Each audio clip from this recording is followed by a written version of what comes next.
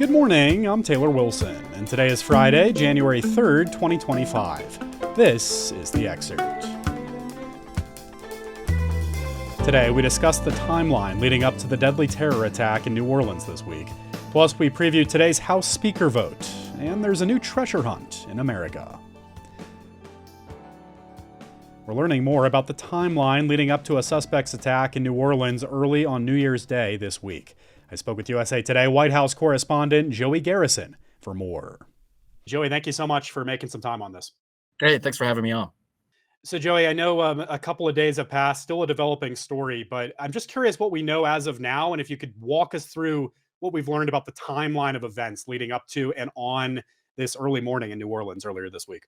Yeah, so the FBI on Thursday provided a rough timeline of the whereabouts and developments of the suspect, 42-year-old Shamsuddin Jabbar of Houston, leading up to this attack. He picked up a rented white pickup truck, Ford F-150, from Houston on Monday, December 30th, drove that vehicle from Houston to New Orleans on New Year's Eve. Shortly before the attack, in about an hour and a half span from 1:30 a.m. to 3 a.m., he posted 5 videos on an online platform proclaiming his support for ISIS, according to the FBI. ISIS, of course, the Islamic State terrorist group. In one of those videos, according to the FBI, he said he originally planned to harm his family and friends, but was concerned the news headlines out of doing so would, quote, not focus on the war between the believers and the disbelievers. As we know, Jabbar had a Islamic ISIS flag in the back of his truck that was found afterwards. Around 3:15 a.m., again going through this timeline, is when Jabbar drove his truck onto a blocked off section of Bourbon Street near Canal Street. Bourbon Street, of course, being the very famous nightlife corridor in New Orleans. And that's when he drove over victims and opened fire. He was eventually taken out by police after his vehicle crashed. And so that's sort of a rough timeline of those events leading up to the horrible attack.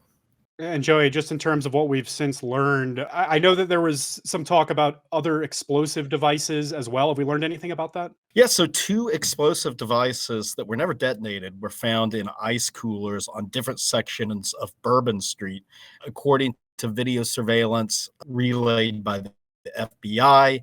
That surveillance video captured Jabbar placing those coolers at those locations around 1 to 2 a.m. Again, so about an hour or more before he drove the pickup truck onto Bourbon Street.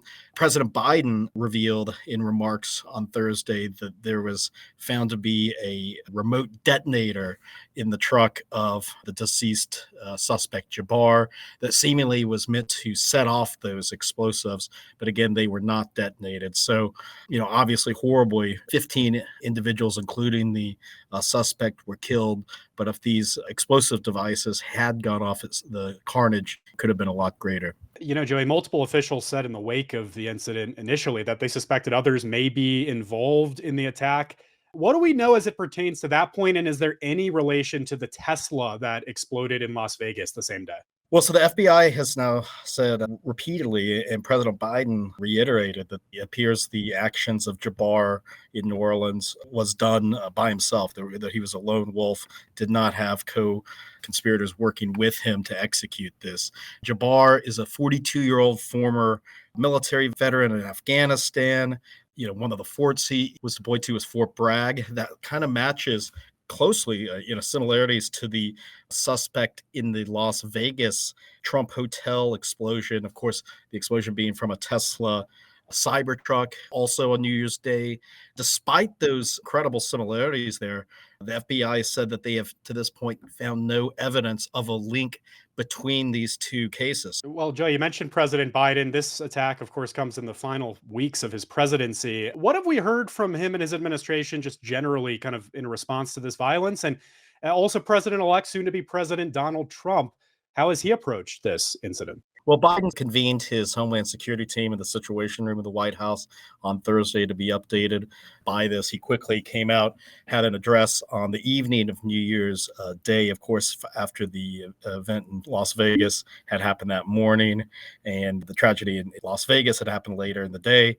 And so he's trying to get ahead of it in that way, obviously offering condolences to the victims, as well as pledging to figure out exactly how all this unfolded. We heard from President-elect Trump very quickly after the attack on New Year's Day morning in New Orleans, suggest it was the result of open borders and migration, and trying to link those two. Of course, he's been a major proponent in terms of securing the border, offering greater border security at the southern border. However, as I said earlier, the suspect is not, in fact, an immigrant. So any ties to suggesting that he came into the country illegally, that's just off base. And this individual, Jabbar, was in fact born in Texas and was a resident in Texas. All right. We know this story is still developing. Folks can stay with usatoday.com for more. Joey Garrison is a White House correspondent with USA Today. Thank you, Joey. Hey, thank you, Taylor. House Speaker Mike Johnson will try to hold on to his position and lead House Republicans through 2 more years under a second Donald Trump presidency, where his party also holds control of the Senate. The vote to elect the next speaker comes as the GOP will have even smaller margins of power in the House, though. The soft-spoken speaker, who himself came into power after former Speaker Kevin McCarthy was toppled in a GOP revolt, has his conference's nominal support after winning a vote in November. But a tumultuous last-minute spending deal to avoid a government shutdown in December has prompted a handful of Republicans to publicly question whether they will vote for Johnson to serve another term in leadership, raising the possibility that the House will be frozen in limbo for days or weeks without a speaker. That could create complications for the certification of electoral votes on January 6th, and with Donald Trump's inauguration fast approaching on January 20th. Whether Johnson wins may depend on Trump's endorsement. The former and future president threw his weight behind the Louisiana Republican on Monday, saying in a statement on Truth Social that Johnson has his complete and total endorsement. Still, at least one House Republican, Congressman Thomas Massie of Kentucky, has said he will not support Johnson today, no matter what. All House Democrats are expected to vote for Hakeem Jeffries, so Johnson must win every other present voting Republican member's support to become Speaker. But some members still may not want to support him or prefer other candidates, like Congressman Tom Emmer of Minnesota, the number 3 Republican leader in the House. House Judiciary Chair Congressman Jim Jordan of Ohio, a founding member of the ultra-conservative House Freedom Caucus, could be another option. President-elect Donald Trump will hold a victory rally in Washington for supporters the day before Inauguration Day. The rally at Capital One Arena is set for January 19th, according to a sign-up sheet that bills the event as a victory rally you'll never forget. It will mark the first time Trump has headlined a rally since his election victory over Vice President Kamala Harris in November.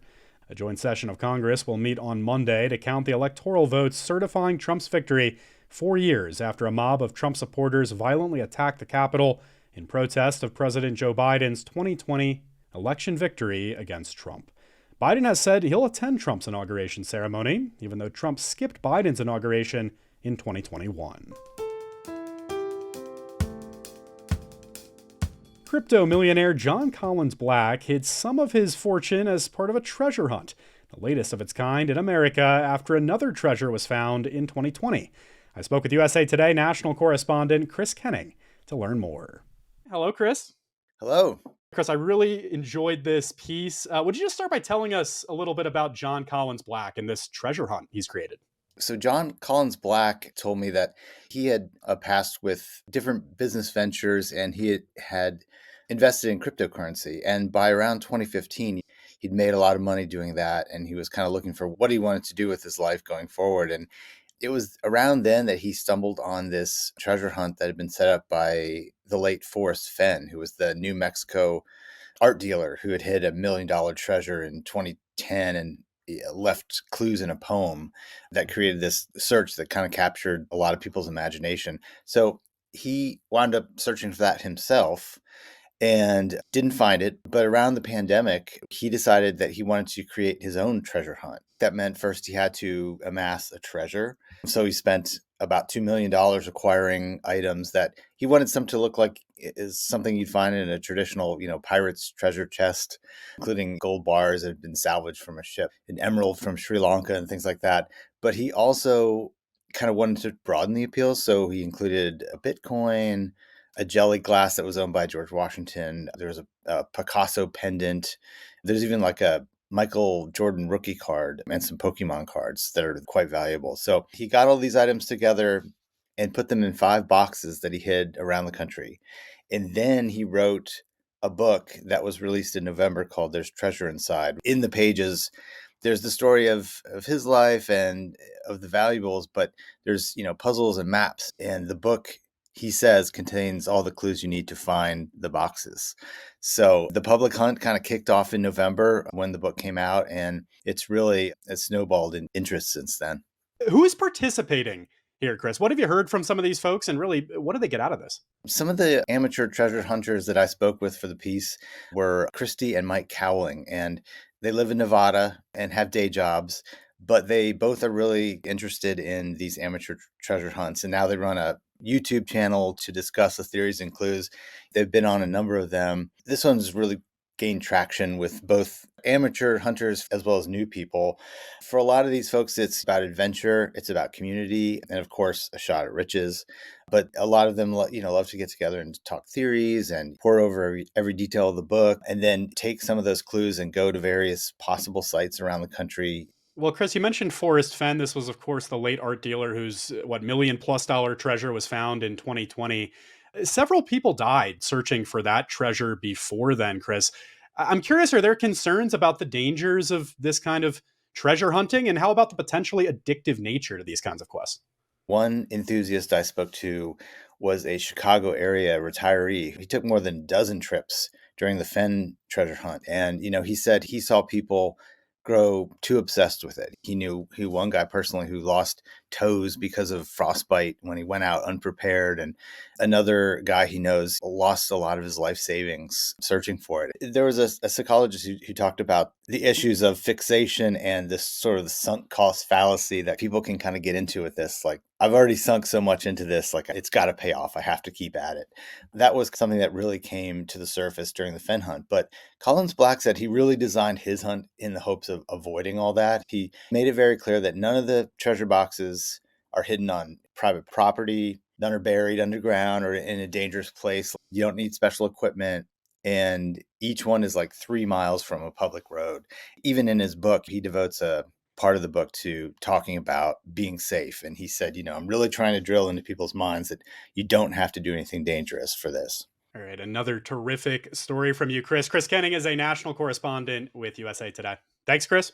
Thank you so much.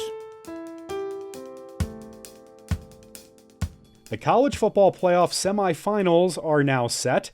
Notre Dame took down Georgia yesterday in the Sugar Bowl in New Orleans, a game that was postponed a day after this week's terror attack. The city's Superdome is also set to host the NFL Super Bowl next month, and the NFL issued a statement offering support to the victims and those affected, while also assuring that the event will be safe.